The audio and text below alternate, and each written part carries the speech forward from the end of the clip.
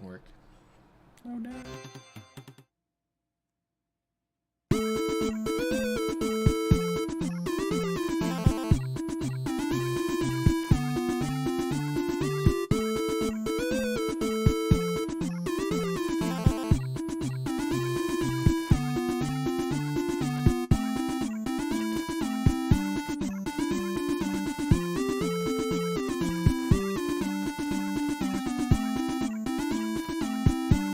Yeah, hello everybody. My Stream Deck isn't working for some reason. No. It wouldn't be a show without having massive amounts of problems. Which that is a little problem, but welcome everybody. Hello. Welcome to another episode of the Saturday Morning D&D Show. My name is Jordan with a silent PH in the middle, and I'm joined always by my wonderful co-host Sirlution over at Sirlution Gaming. Thank you BK Dan for becoming a member and supporting the channel. That was awesome of you. We are a Dungeons & Dragons talk show. We're going to talk about tabletop RPGs. There's a little bit of news. We'll probably sneak some Paizo news and stuff in there. And then I bought a bunch of books that we can talk about.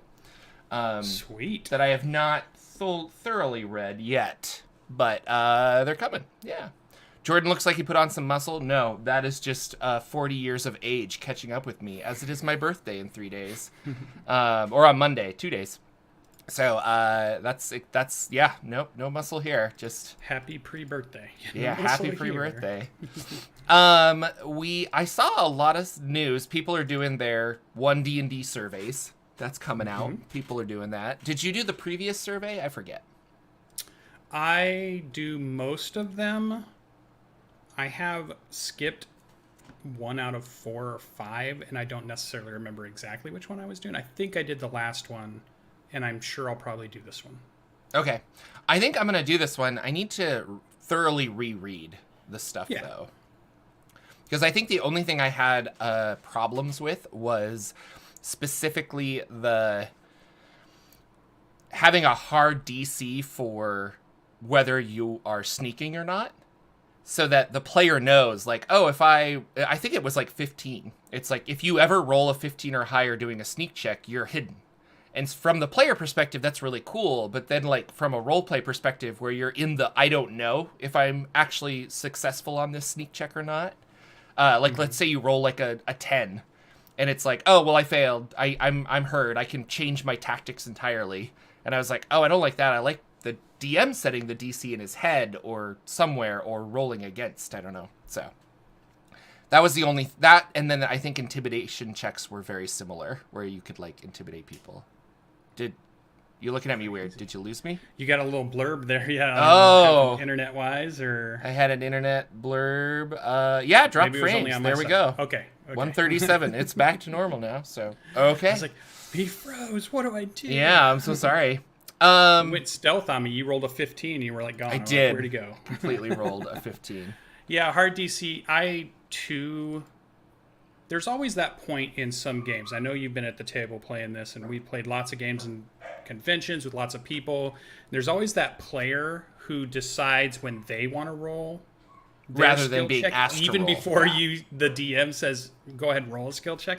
They're like, I want to do this, and I'm going to roll I got an intelligence of this. And you're like, whoa, slow down.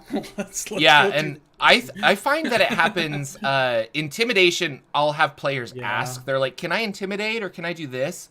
But investigation, like we'll walk into a room and players will be like, all right, well, I got a 12 on my investigation. What do I find? And I'm like, I didn't even say you could do that. Like, hold on, slow like down. Slow. And there are, because you play long enough, and it's human nature for people to be like, oh, this is what I do in this room.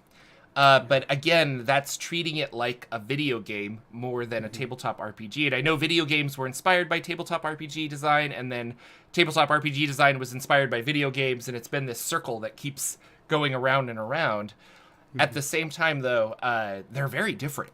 Like although they're inspiring each other, it's a very different medium than having the computer be black or white, yes or no, on or off. And I guess to jump in straight into the discussion, and we're going to talk about real and physics in a fantasy game. I realize this, guys. Slow the comments down a second.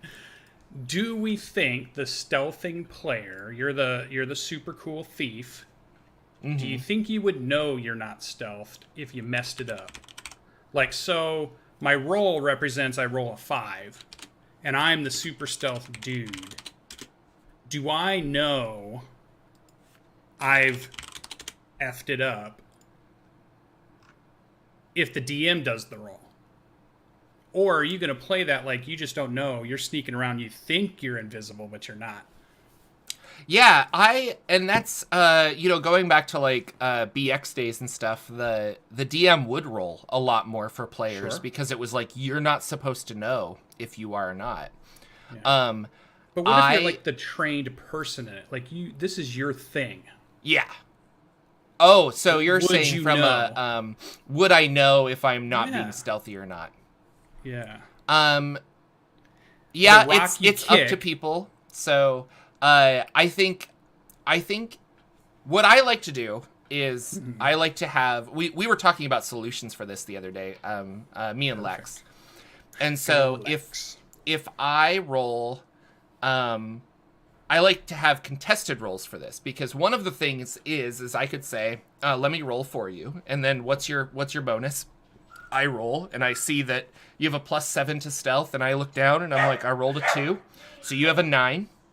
I don't tell you that it's a 9. I just say, yeah, and then you can describe it and let the player decide. So you could say, you are sneaking along. There's a lot more crunchy leaves than normal. So although you are being very cautious, there's like a subtle scraping. And it's like, so then the player knows, okay, I'm making noise, but how much noise am I making, you know? Like, am I actually being stealthy?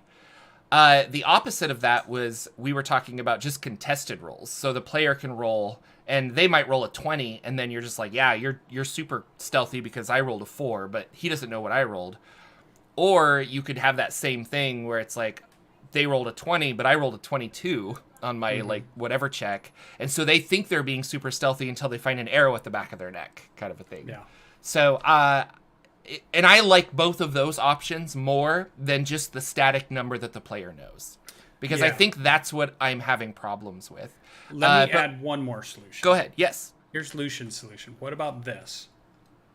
If you're proficient in it, or it's a class based around stealth, you get to roll, and we talk about what happens and why you know. But if you're not proficient in it, and you're not a class that's based in stealth, I do all the rolling, and you have no idea what happens. Except by how I describe it. So the only reason I say that is because, like, if you have the perfect ninja, or the perfect, stealthy thief, I'm breaking into the house, second floor store, I put all my skills and things into it. To me, that person is qualified to understand when the leaf that they stepped on has broken their stealth, or something has gone on that they know, crap, it did not work. I'm in danger. I'm in trouble because I am not stealth when I was trying to be. And I think for them, they should have that because they have the skills, the knowledge, the practice. Yeah, I could see that. Of thing to get it, so then it gives it to both. But I do like your contested too, because then you're saying stealth first perception, right? So how sneaky am I being? How perceptive are they? Are they really looking for something? Yeah. Or are they just walking around not paying attention? So their role's this and your role's that. So I do like the idea of contested too. I like the idea of the hidden, but I like the idea that the if you take thief and you have skills that say second story skills, you're meant to be a break-in person. You're meant to be a yeah. I think when you've flubbed it, when you've screwed it up, like you've done something that's just. So let's say the player does know when they've flubbed it. Yeah. Do they commit to what they decided to do? Then what happens? Because I think that was the problem. Is Ted was saying he was playtesting the rules, and it's like, okay, make a stealth check, and they know that the stealth is 15, so he rolled, and the guy saw that it was like a 4, and so he's like, oh well, I'm gonna. Like, can I not do that then? No, I would say you tried it and you failed it. So see, and that's the thing is that's not in the rules. And so when you start adding these kind of hard rules, we need more. And this is what I think bloat comes from the game, because then it's like, well, we're going to add this hard rule where all stealth checks are DC 15, but we'll leave it up to the DM to, and it's like, well, it's causing more questions then it's actually solving with the game. Does but that it's make also sense? the problem. They're trying to solve, obviously, the passive perception, because passive perception is just a number. Yeah. And it's So different to for me, every it's monster. a set. So It's a set number, and so Yeah, that's yeah. still the same problem, I think. But like, if I think you they're do trying a- to simplify it by like so instead of if you say to me, I want to break the door down, and I say, okay, give me a strength check, and you see that it's a 4, you don't turn to me and say, well, okay, maybe I don't want to break the door down. We I say, no, wouldn't, you no. tried to break the door down, it didn't work. Yeah. Now what are you doing? So I wonder, that's how I would still handle that. So that's weird that Ted went that way with it. No, he didn't go that way. His player did. Like his player was asking if they could Right. like not do the stealth check, and he was just like, this is weird, because normally I would be like, that's what you do, but you now know that you failed, and so it was kind of interesting. and it's a I weird don't one. have an answer other than what I would rule at my table, but this is where the more we rulify a tabletop RPG to kind of bring it back to the conversation of putting it back, emulating a video game, the more people will treat it like a video game, and I don't know. So I don't. Let me give another problem. Let's do Because it. I think this is a great discussion. You roll your stealth check. Well, how long does it last? Yeah. 2 hours, a day, 5 minutes, 1 round? What is it doing? What are the circumstances that change to where we have to keep doing this? Because we obviously don't want to roll every round. We don't want to roll every 5 minutes. We don't want to, that doesn't make any sense. So like I think stealth is that weird one. It's kind of how much you want to hand wave time. Because if Yeah. we're in a combat and they want to stealth and they're like a thief, I'm going to be like, well, you need to bonus action stealth every turn, every 6 seconds. Well, and the thing you're doing But is an if it's- action. Stealth's not an action. Stealth is like I want to do this for the next hour as I sneak through a camp.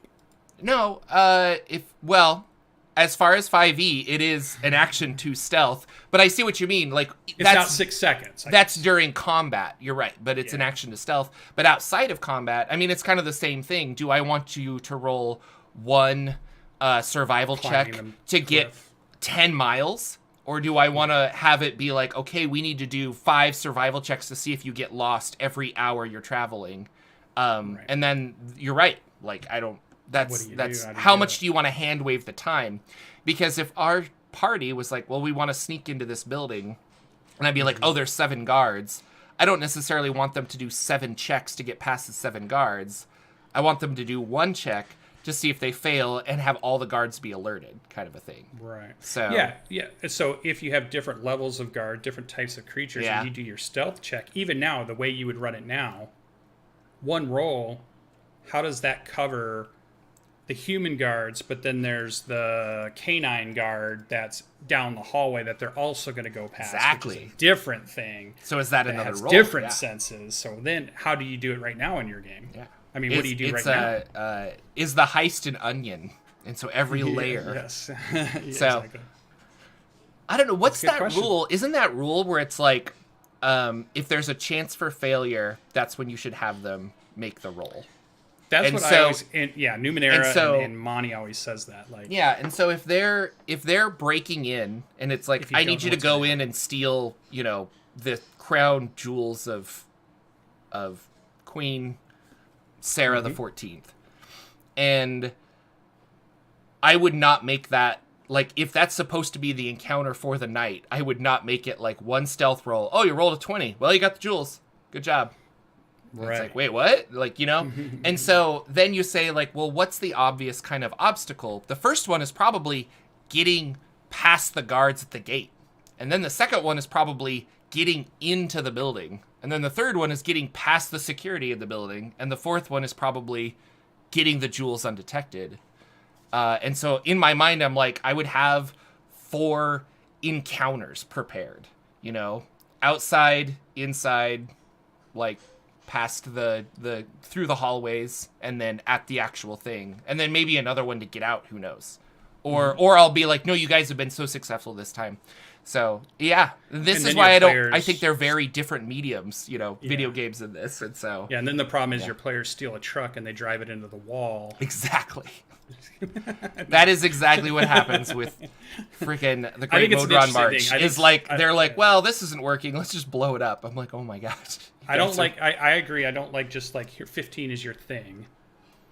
But it's definitely one of those gray areas where I think the DM has to use. You can't write a rule because I think the DM needs the flexibility to say in this situation we need a couple of roles because of these things. But in this situation, one role is going to suffice it. We can just kind of montage stuff along. I don't have the happy balance because I've been very critical about the Spelljammer book that came out where it was just like have the DM kind of feel it out. And I'm like, well, then why did I pay you? $50 to have this book to not be told how to run certain encounters. And I think there's a happy medium where the playtest rule seems very precise. And I see a lot of conflict at the table because of that rule, where players are going to be arguing with dungeon masters about like, well, this says here, and all of the like, I'm going to point out the rule because my dungeon master doesn't know.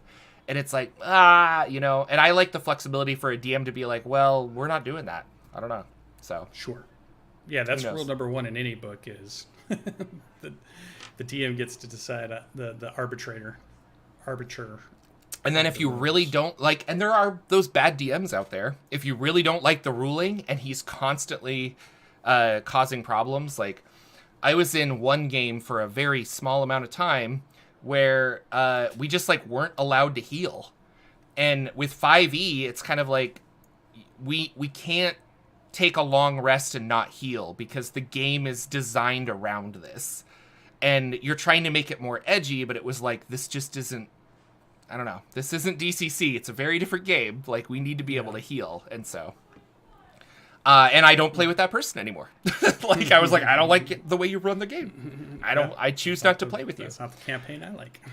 So I don't know. Yeah. So the survey is out. I haven't taken it, but I saw a really good tweet by Ted, and I've been talking to a couple other people where they're like, whether you like that, whether you're actually playing the playtest or whether you like it, this is literally the only way Wizards will listen to you about the One D&D stuff. So if you have input, put it in, because they are a business, but they want D&D to be what people want. I think they learned their lesson from 4th edition where they were like, we know what people want, and it totally backfired. And 5th edition has been very successful because of the D&D Next playtest. So, yeah. It's just weird to... I guess I've never gone through this because I kind of started with 4th edition and then 5th edition came out like right away. And it just felt like D&D, whereas 4th edition kind of had D&D-esque things but felt more like a board game. To have this be like, wow, we're getting a new edition. Like, this is weird. Like, will I continue to play 5e after this? I don't know. Will I play the new 5e? Will I play a hybrid of the two? 6e. Or will I just totally jump on board and have all of these books put in a box under my house or something? And now I'm going to just strictly play 6e. So it's new, it's different. Well, and to also say it's a different feeling for me. Test obviously has things in it.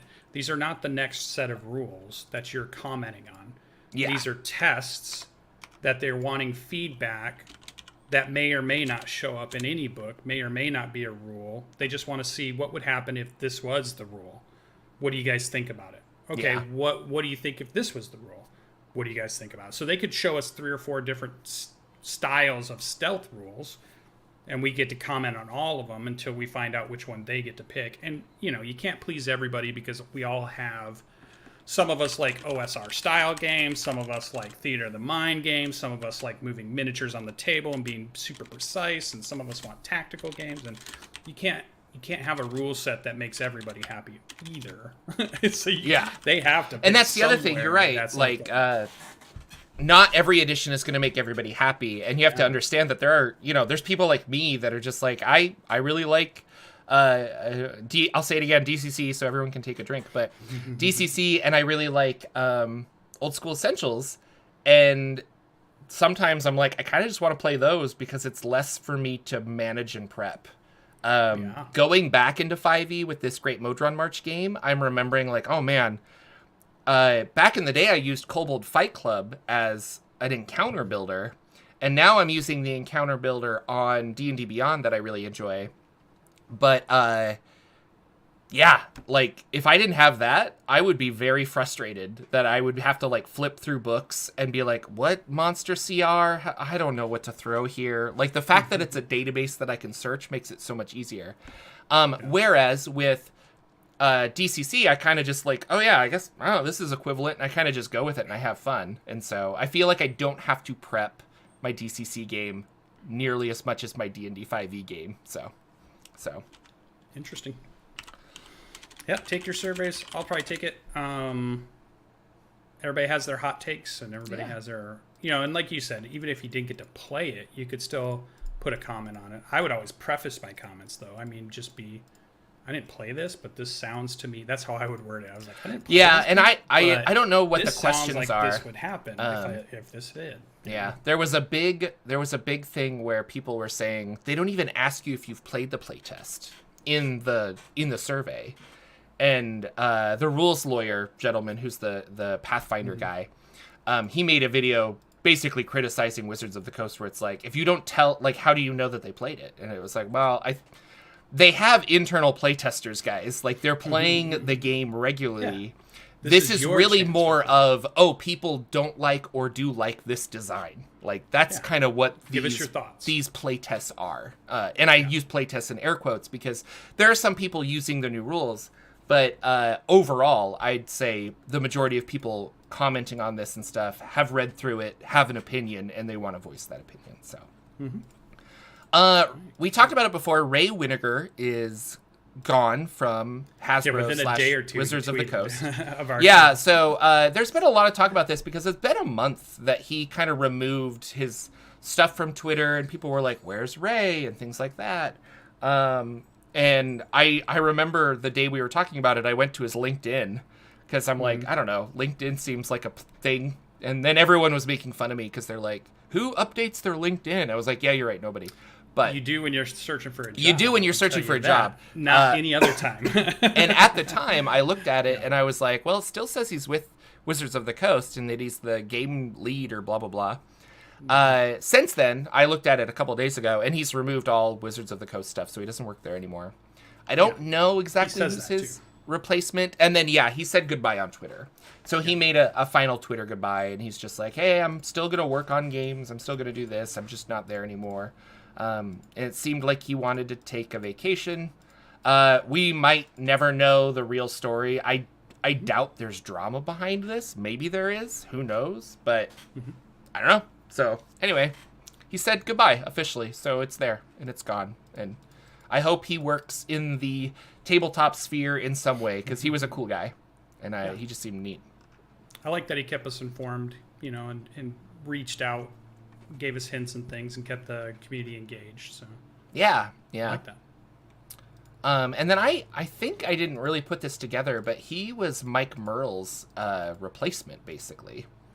Merles went to work more on the video game side, and then I think he's working on the Magic the Gathering side now. We just don't hear from him anymore because of the weird emails that came out where he was assisting what's his name? Bad guy that wrote I shouldn't say bad guy, but the guy that wrote Maze of the Blue Medusa. Bad by association. Yeah, and it was just kind of like, okay, you're defending that guy that got kicked out of Gen Con for 12 years ago. Yeah, for a while. Anyway, it was a long thing, but and I don't want to get into it now, obviously, but yeah, it's just kind of like, okay, and then they just kind of quietly swept him under the rug, and now Ray was also kind of swept under the rug is what it feels like, but he at least said goodbye, so that's interesting. Let's talk about Dragonlance. What's going on there? Yeah, there is a video out on their channel. Mr. Kenner is talking to one of the development leads, and I guess I knew the stories of the Dragonlance books, and they do kind of make a point in the video to say you don't have to have read the stories to want to go buy the book. The book is built so that you don't have to know that. You don't have to feel like you have to know all the history of Dragonlance. Like, I didn't have to know the history of Ravnica to enjoy that book. You know? Even though there are stories and stuff about it, because that was an established world. So yeah. And the couple of comments that popped out, I recommend you go take a look at it if you're remotely interested in it. The one thing that they said, this is D&D's Book of War. So this is really a book where they're looking at war of some sort. I don't know if that means there's going to be war rules in it. I don't know if that means, what we're going to get. And then another thing I didn't realize is that they're saying that this takes place, Krynn basically is the land of no dragons and no gods, and magic is kind of taken a backseat. It's there, but it's not prominent anymore. So really, if you're playing in Dragonlance before this part of this timeline, you're playing a fantasy game that's not very magical, right? There's no gods. Technically, the dragons are gone, the gods are gone. Magic, there's very few people that have it, and if they do, they're hidden away from the world, or they don't really participate. I don't know. But you're leaving kind of a low magic setting, then, right? That's what I don't know, because my interpretation is like Rastlin is the mage in the red, and they have the red moon. Really? That's what I thought he was just a guy that like learned magic, and there are the orders of the white mages, the black ones, and the red ones. And there's I don't know. You're right. I just don't know that much about Dragonlance. Like a Forgotten Realms common. Like you don't walk into Waterdeep magic's everywhere. Everybody has it. But this seemed like a world that's more token-esque where magic exists, but not everybody's just slinging it around. I mean, you don't see spells happening everywhere, even though things are magical in nature, or some magic does happen. So I didn't realize that either. I was like, oh wait. So the Krynn Dragonlance, the campaign Dragonlance, if you had no dragons in it and no gods, and I'm like, oh, this is such a weird world. But their book is going to be like, and then but the cataclysm happens, so and the dragons come back. This is about the return of the dragon queen. So the dragons and the gods are coming back to a world where they've left it. Okay. I didn't realize that. I had no idea that's what the Krynn setting was. I don't know how I missed that. That's such a weird... Yeah, that'll be interesting. Because the way you were talking, I'm like, that feels like Dark Sun, but that's not... Yeah, like a low magic, low... This is OSR in some ways, really, too, I would think. Low... Not everybody's a wizard in OSR. You're a farmer with a pitchfork if you make it through the funnel. Yeah. And that's it. Yeah, magic is unknown, whereas, like, Eberron, magic is studied, and it's very prevalent. Forgotten Realms has kind of become that because... Hyper magic. It's like... There's just a lot of magic floating around, so... Yeah, so it was interesting. It makes me wonder, if you play a D&D game where it's low magic, what does that do to the D&D game? Because if you're saying there's no gods, and you're saying there's no dragons, you're saying magic is out there, but there's only the few that have it, and it's not common... then would you really have your character classes be, okay, what do you want to be? You want to be a warlock, a sorcerer, a mage? What cleric? You want to be a cleric? Okay, you want to be a paladin? It would almost seem like none of that would work at first, unless your timeline is the stuff is coming back, and that's why your characters have it. But if that's not your... I think that's always like I look at low magic settings, and I don't want to limit players in low magic settings, but really what it comes down to is, do you want to feel special? Like, are you one of 100 wizards from your wizard college? Or are you, like, one of 3 wizards and the other 2 are after you for your spell book? Like, how special do you want to be? And coming into a town that has, like, oh my gosh, you can do all these supernatural things. Or is there, like, the local cleric shop and you go over and get your arm mended, So... Yeah, you buy potions at the store. Buy potions, the whole thing. How special is that magic item? Was there literally just one ring forged? Well, and and where it's this amazing. led me is, I think maybe Dungeons & Dragons 5e edition is not conducive to a low magic world. I mean, you can make it work, but you can make anything work you can convert anything. You make it work by limiting all of the things that make it fun, I feel. Right. It's not the system meant for a low magic setting at this point anymore. Not if you're going to give all these options, all these let your players go through all these different books and pick cool classes and combinations of spells and abilities and powers and things. That's just not going to work in that. So I thought that was interesting that D&D, in this edition, this version of it, really does kind of require a world that has access to magic and is pretty prevalent. I guess you could try to run a campaign where it's not, but I just don't see how do you balance that then if your character's the only wizard in 1,200 miles, and they have their cleric with them who's the only cleric that's slinging divine magic, and then the other player plays the sorcerer because they're wild magic, and then but nothing else around them is, right? It's just all farmers and villages and non-magical stuff. and not even talking about magic, but like, is your world a place where people have access to education? Like, maybe there are hundreds and thousands of people that have the potential for magic, but they live in the middle of Peasantville, and there's no way for them to get out of that life in that world. So they just can't, they never. And Artificer, how does the Artificer fit into that? Yeah. The fantastical things they're kind of doing. Yeah. I love. You can make anything fit, but. You could. I mean, we talk about reflavoring a lot, and you could, the Artificer's interesting. I'm glad that you brought that up, because I've been playing one in our Black Company game, but I feel like it really does fit.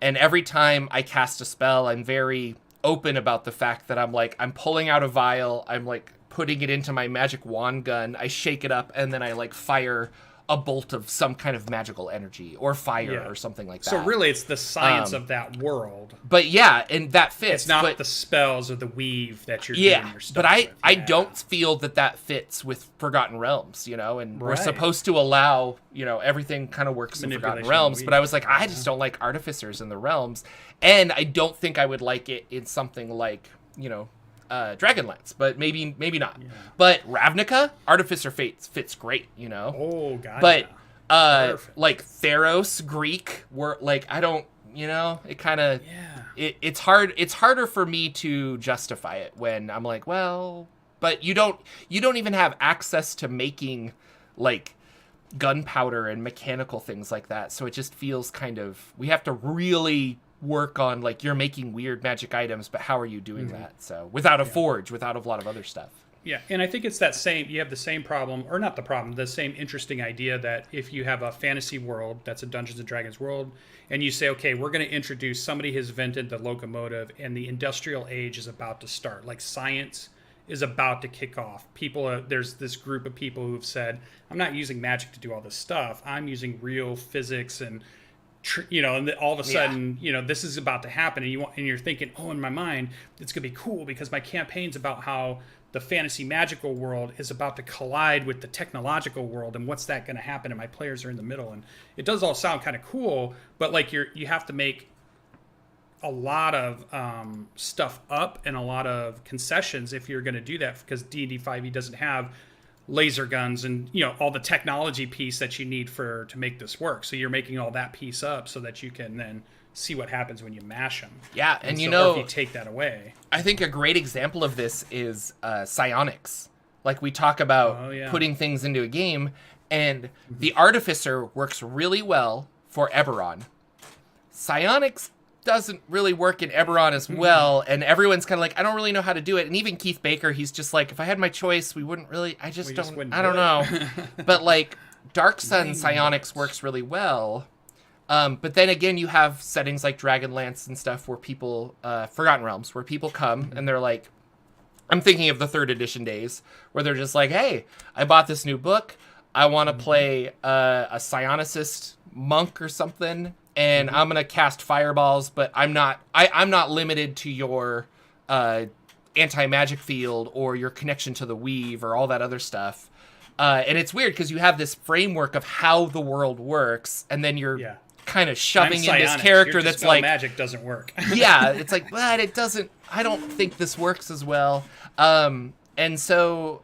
Yeah, and I think that the Artificer is kind of the same thing, where you're like, you're right, mechanically it's in the game, but it's not really, like, I can't reflavor it in a way to make it actually work, And here's an extreme example of where I was going with it. Like, let's say we're going to play Star Trek Adventures, but we're going to play in a world that has no science.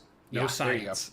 anywhere. No ships, no science, no tricorders, no. We're just going to be on a planet. Enterprise, no Federation, but we're going to use Star Trek: The Adventures, the role-playing game, and we're going to play this fantasy magical game. And I was like, okay, you can do it. I'm sure you can make it work, but do you really? Should you? So maybe, to me, I was wondering if Dragonlance really should be an OSR game, campaign world. I think I might use OSR rules for that, or I might use play old school like you essentials.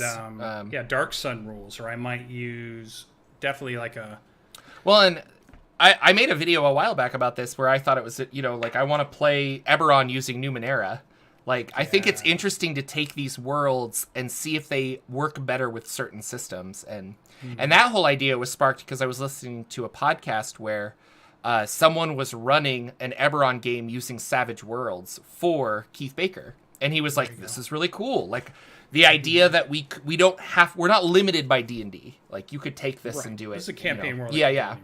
And so, I don't know. That's kind of cool. But the problems we're talking about are tenfold as you start digging into that. Because all of a sudden you think about, like, Numenera has lots of psionic stuff.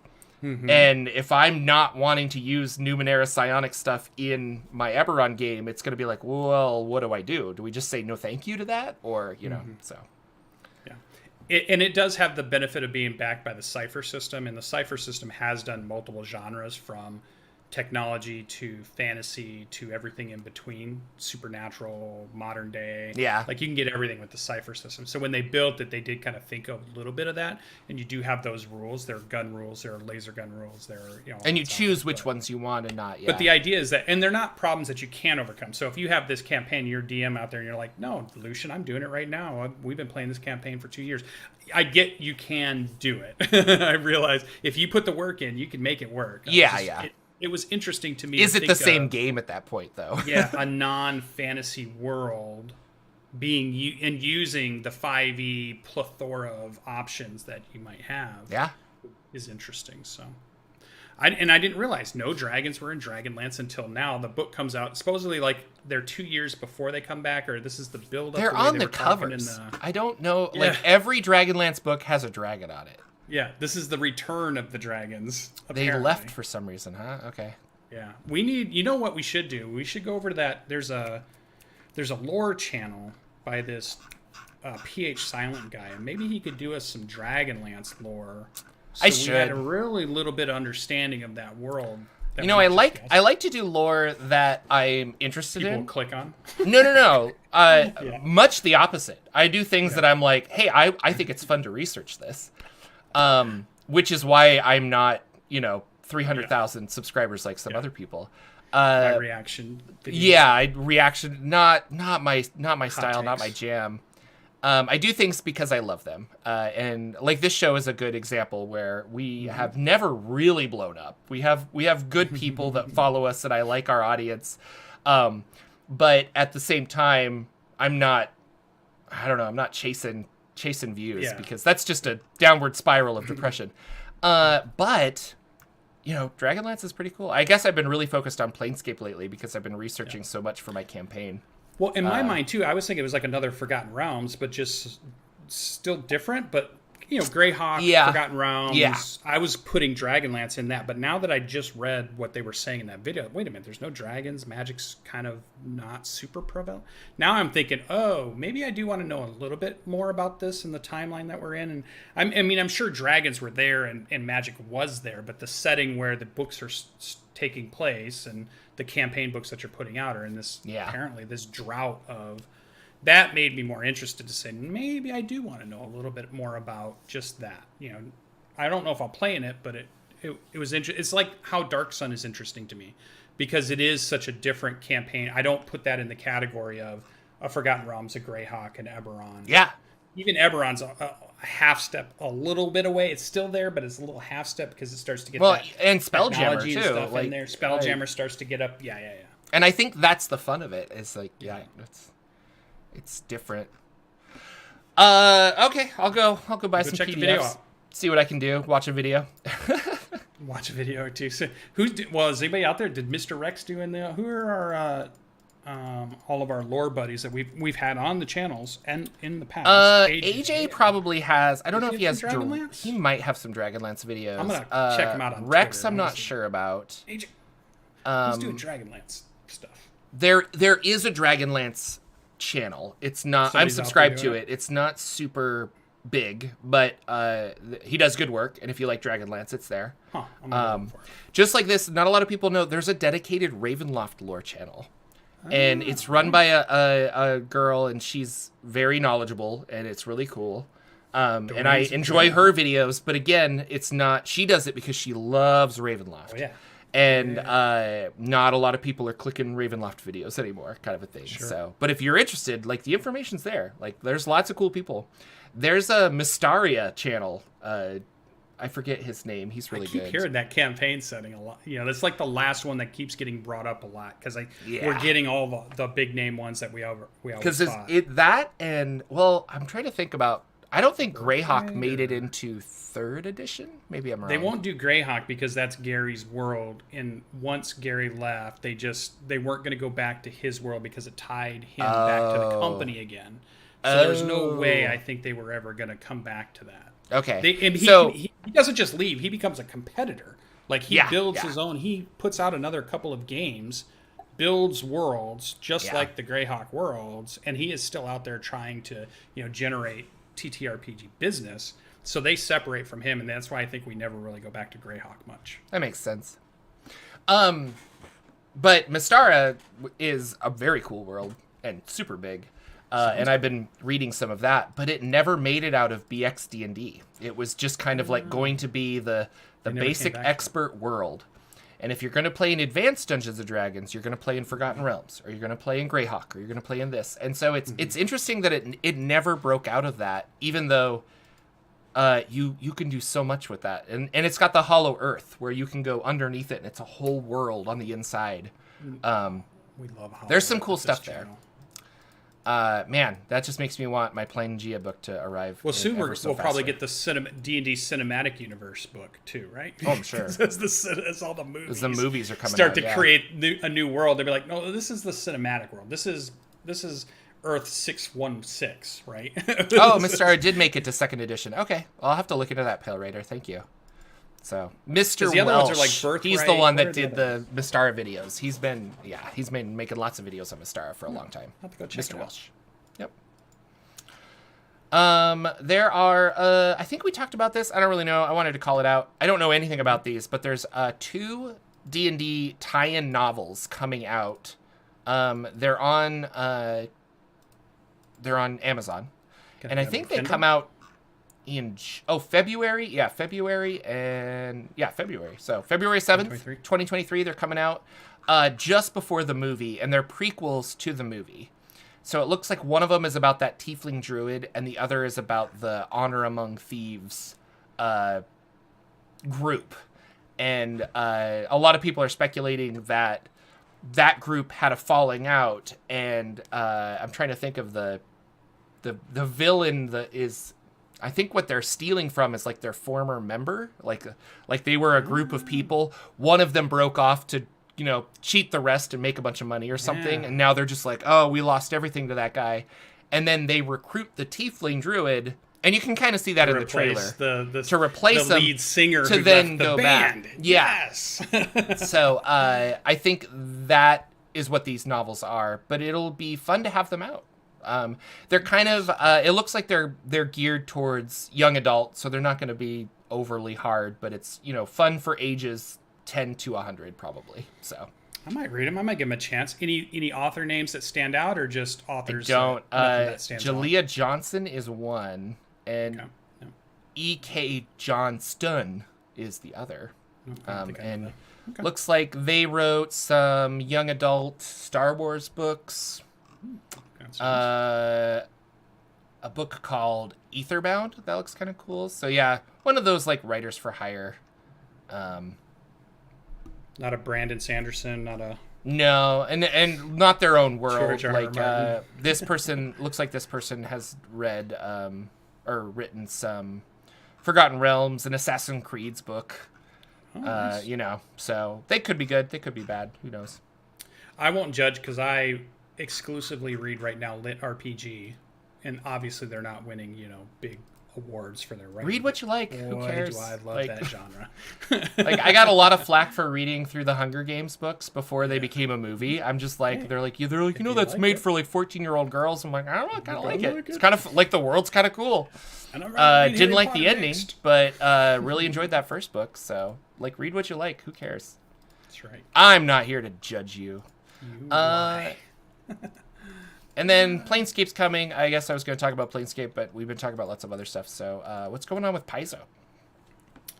So the one thing I saw was just that Kingmaker's the big redo for 2nd edition, but they also are building a version of it if you want to play it in 5e. Back to your idea of, hey, what about taking a campaign world out of its native system and put it with a different system? Yeah. Roll20 has just said that you can, for free, pick up, I think it's either the first chapter or a preview chapter, but I think it's the first one that you can get there just to see if, okay, let's see how this is going to work. So I'm going to pick up the 5e version of the Kingmaker and just kind of peruse through it in my Roll20 and see, okay, so how's this going to work and what's it look like? Because it's a super popular campaign from Pathfinder 1st edition. They create a video game on it that's actually gotten quite a bit of praise. And then a second one, Wrath of the Righteous, is the one after that. It's another big campaign. So they had these two big spanning campaigns, Kingmaker and Wrath of the Righteous, which I'm impressed with the quality of Wrath of the Righteous, which has made me say, okay, let's go back and look at Kingmaker, because I'd never really stumbled on it before that. Yeah. And that first chapter is free, you were saying? I think so Roll20 has a free they're calling it a preview chapter of the stuff they're putting out. And I'm sure it's say, hey, here's this first part, now buy the other piece, I'm sure. But if you ever thought, and I was thinking about, when I want to run my Pathfinder game, 2E, to buy a pre-made module so that I'm not trying to, 1, play a whole new system, 2, create a whole new campaign world, 3, figure out all the stuff that I want to do in there. I just want to maybe take some of the workload off and say, okay, I'm just going to learn the rules, and I'll just use like a pre-generated adventure that has all that stuff for me, so I can just focus on learning the rules better and running the game and stuff, versus trying to do it all at once. And like, to throw it on top, I'm going to create a Twitch show, and I'm going to do overlays and all this, don't throw so much on yourself that you're like, I'm going to turn it into this big thing. I'm going to try to take it at baby steps. And maybe this Kingmaker is an interesting one because it's a large campaign that takes you from basically farmer, hero, first level person dude or dudette, all the way to maybe you're in charge of the kingdom now, and you are a king or a queen or an emperor or a czar or whatever you want to call yourself, and that's cool. And what is that like? What does your campaign turn into when you're running the show in a large landmass area of a country or a kingdom or an empire or whatever? Plus you're an adventurer, plus you're this and that. So interesting. Check it out. Other than that, they have their regular releases that they always put out. I didn't see anything on their videos that they put out. They're doing some of their live plays are out there if you want to see some live plays of their Pathfinder games. But I hadn't seen anything else. They're still putting out some videos that they were cutting together from Gen Con also. So if you missed any of the stuff that they did at Gen Con, you can go back and watch some of the panels they had. They did lots and lots of panels and stuff during the whole Gen Con week. So it was interesting. But that's my news for Paizo. That's cool. Yeah, I need to check out the King. I think it's on my Steam list, that Kingmaker video game. I would do Wrath of the Righteous because I hear it's the better, more polished game. And Kingmaker has a lot of it, but it does have some stuff that's a little buggy and they just didn't quite get the formula perfect. But everything I've heard is that Wrath of the Righteous is they got the formula. They refined it, they got it, and it's like, boom, and it is Pathfinder 1st edition. It's in depth. It's a pretty good, I like the storyline. I've been playing through the campaign several times with several different characters. It's an interesting storyline. It's an interesting set of things you can do. It's a fun gameplay, turn-based, top-down, isometric, strategy RPG game. Cool. Pretty fun. Well, it's birthday weekend, as Monday is my birthday, and so I went to see Black Adam yesterday with a bunch of people. That was exciting. It was a movie that happened on a screen. There you go. I will say I was excited to watch it on the big screen as opposed to watching it at home by myself or something, where I'm like half paying attention. I was like, but like it was fun. I had a good time. I like Shazam. And then I got a bunch of books in the mail. I bought a couple RPGs. This one is called Warlock. It is the Traders Edition. And you can find this on Trader DriveThru RPG. Raders or Traitors. The Traitor Edition. Okay. Traders Edition. Which just means that they have some updated art and stuff, and they fix some things. Apparently, this is no different than the other Warlock Edition, except they like clean stuff up. So it's not like a 2E versus a 3E or something where it's like there's big rule changes. They just kind of cleaned up the formatting, which was I was told. So this is print on demand that I got. I haven't read it yet, but I'm kind of collecting RPGs now. I've mentioned that before. But this is British, and it's inspired by the Fighting Fantasy book series RPG. It kind of like extrapolated on that. And it just looked really cool, and it was like pretty cheap, and I was just curious. Spells are kind of interesting to me in this one, and I haven't had a chance to fully read it, but I'm excited for it. It's pretty cool. And then on other books that I bought, Kobold Press had a sale. Wow. And so you could get this book for $30 and the PDF, and usually the PDF is $30. So I was like, oh, bite. And this is just their 5e version of their world book. So again, I'm like, I don't think I'll ever run a Midgard thing, but like there's a bunch of cities and stuff in here. And really cool information, maps. So if you need that, like, man, I really need that floating castle of something or other, it's like, oh, I could just steal it from here, kind of a thing. I haven't even cracked this open really, but Nice and big. it's huge. It's just real thick, and like, I mean, we've talked about Kobold Press. They make great products. Like, I've loved everything that I have from Kobold Press. And what sparked this is I was watching Sly Flourish, because he's my new Monday. I'm like, oh, Sly Flourish new video, and I watch his videos. And he pretty much does what we do. He talks about the news of the D&D stuff, but he's all by himself. And he brought this to my attention that there was a sale, but he's actually running a D&D game without Wizards of the Coast stuff. So he's like, we're going to do a Midgard game. He wanted to like see like what it would be like. So he's using this book. There's the Midgard or the Kobold Press Tome of Heroes that has all the extra stuff. It's kind of like the Tasha's of Kobold Press. Like, it has all these extra class features. So he's like, you can use the Player's Handbook. I think Xanathar's, and then after that he only wants Kobold Press books. So people, his campaign people were kind of like, well, that's interesting. And ironically, a lot of them had to go back to paper and pencil. Like, they were in D&D Beyond, but because these books are not in D&D Beyond, they were like, well, if I want to use these new features, it's actually easier if I start tracking them on paper. And so a lot of them reverted back to paper. And I'm like, are we going to go full circle where we push so hard into VTTs that now we're going to go out of VTTs? So I thought that was interesting. And then, you know, it was on sale. I picked it up. I think this is cool. I like this stuff. And then another Sly Flourish book recommendation. This is on the DMsGuild. It's called the Dread Thingonomicon. And the quality of this print on demand is not good. It's already kind of falling apart and the thing. Oh, no. But it is a very thick book. So it kind of makes sense. Definitely worth the PDF. I don't know if I would get print on demand for this. But it has all of these really interesting things.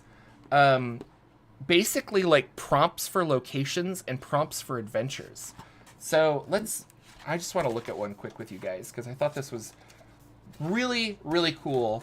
Do you want a besieged castle, a library, or a dark cavern? Lucian, I want you to pick one. I'm a castle dude, so I want a besieged castle. Besieged castle. So we have minor events, attacks, and challenges. So if I go to page 50... so exciting. Heck yeah. And so here are minor events that happen at the besieged castle for daytime and nighttime events. So like while the castle is besieged, your players are here, you could roll randomly on these tables, and it's like one of the castle's towers collapses, providing the besieging army with easy access to the castle. As the siege-laying army clambers over the rubble, defenders must turn them away and strive to make the pile of rubble unclaimable. So like during not just combat, but like this is what's happening, guys, and it just gives you so many cool ideas.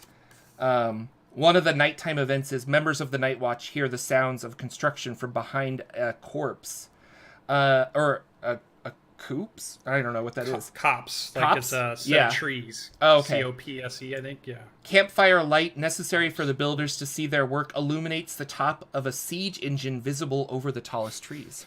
So, I think it's like one of those things where I'm like, oh, my players are going to a forest tomorrow. What are they? And you start flipping through, and you're like, oh, this forest is inhabited by a giant who likes to eat flower petals, and I don't know. So, a lot of just like prompts and stuff to help you flesh out your world and your game, and I thought it was really cool. So I picked it up. Very cool. And then that's a lot of books. Yeah, 3. Well, it's 3 books, but I buy a lot of books now. I need to rework my shelves so that I have more space for them.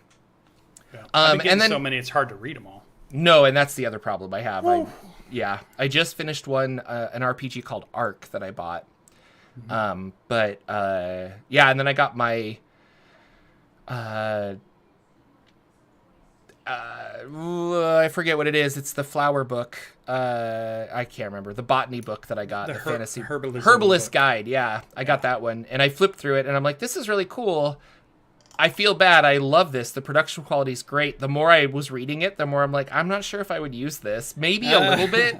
It did come with flashcards, and I like the idea that I could be like, here you find this root. Here's what you potentially could use it for. But we'll see. I had a great Modron March game. That was a lot of fun. We had a trial because LB's character got in trouble with the Modrons and got teleported to the Hall of something in Sigil. I forget the name of it, but it's where trials happen. And she was put on trial.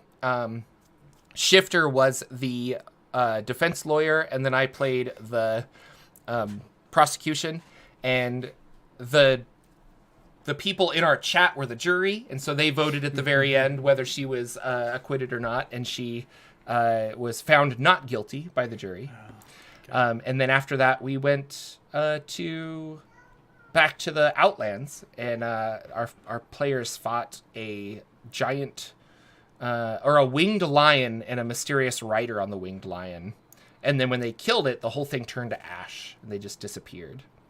So I've got little threads out there. They don't seem to be biting on them as much as I want, so I think I need to really, like, you see this, and kind of get my point across. We'll see how that works out. Well, has the Modron March started? It has. That was the very beginning. So the Modrons are on the march. Yep, the Modrons have started, and so their current situation is the Modrons are going to go through a city, and they're going to destroy that city. So they're gonna march right through it. And this is Oliver, and he's hanging out. What's going on, bud? Hey, Dad, I need to put my backpack. Oh, you need your backpack on? Okay. Wow, look at all them words, all in easily understandable. Are you gonna click it? Yeah. Good job. Dad. High five. He's ready to go. I do. Well, we're going to go to rehearsal, so he's going to go play at the theater while we rehearse play that we're working on, so it'll be fun. Lucian, what did you do? What's going on? Well, we missed our game, so not too much, so I'll wrap it up pretty quick. I have been reading more of The Wild Sea, which we talked about in last week's show. That book is still pretty cool and amazing and thought-provoking. I'm still reading some of the Pathfinder stuff. I am about to get one that is called Everyday Heroes, was a Kickstarter I backed, and they just sent me the information to say, hey, we're about to ship it out, so that should be here pretty soon. Yep. And I'm hoping to read through more of Avatar Legends, because I did get the PDF version of that, and my printed copy should be coming pretty soon. I'm hoping. So I got a bunch of those things to read and go through. I did back Secret World, that is now. I can't wait to see what that is, how that works out, a 5e version of the Secret World. And I've been playing lots of World of Warcraft, jumping back in before their big expansion comes out over the winter holiday season. They get releases. And so I've just been going back and playing, things I'd never done before, which is super fun. Inspiring lots of ideas and campaigns and things you could do in your campaigns and things that you would like to try and see what your players would do. So it's always nice and thought-provoking when you can play a nice MMO and go through stuff and go like, oh, that quest line's kind of cool. I wonder if I could put a version of that quest line in mind to see what my players would do if they, had to deal with this type of thing. So, Yeah. okay, fun. Well, I'm being informed that it is time to go. It's time to go. So apparently we're going to get going. Show over. Show over. I'm so sorry. Thank you guys so much for watching. Thank you for hanging out. We have Patreon. You can become a member, all that stuff to support the show. We love doing this. We will see you guys all next time on another episode of the Saturday Morning D&D Show. Take care.